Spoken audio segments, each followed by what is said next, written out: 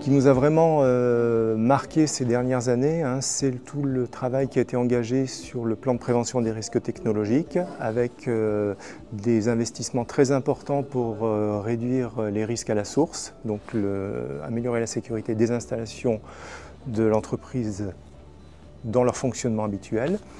Et par ricochet, donc évidemment, ça améliore la sécurité des riverains. Et aussi, la phase finale, je dirais, du PPRT, c'est aussi la sécurisation des logements riverains. Donc sur la commune de Pont-de-Claix, on a près de 1500 logements qui ont été sécurisés pour améliorer la résilience du territoire face aux risques industriels.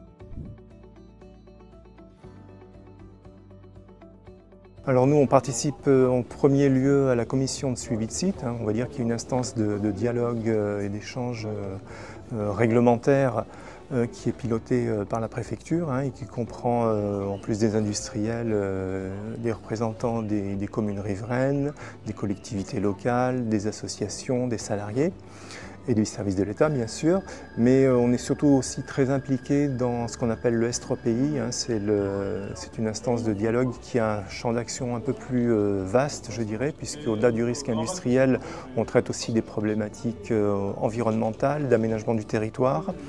Et là, on mène un travail collaboratif qui est très intéressant avec l'ensemble des acteurs, notamment sur l'information du public sur les risques industriels.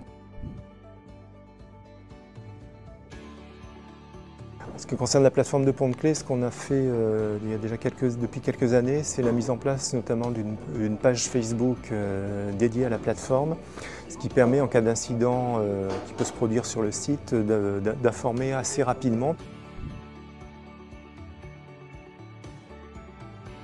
Je dirais que ce qui intéresse aussi, surtout je dirais, les riverains au quotidien, c'est l'aspect nuisance, ça peut être du bruit, des odeurs, et de plus en plus, l'aspect du site aussi, et de plus en plus on voit aussi apparaître un intérêt pour les problématiques environnementales ou les problématiques de santé.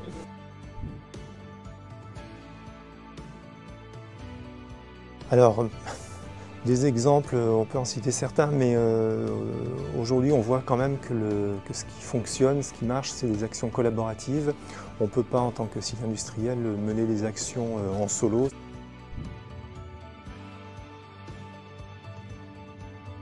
Des associations comme la FPCNT ou l'ICSI, elles ont une vraie expertise dans la matière et elles peuvent aider les entreprises industrielles comme les nôtres, qui sont souvent très focalisées sur la technique.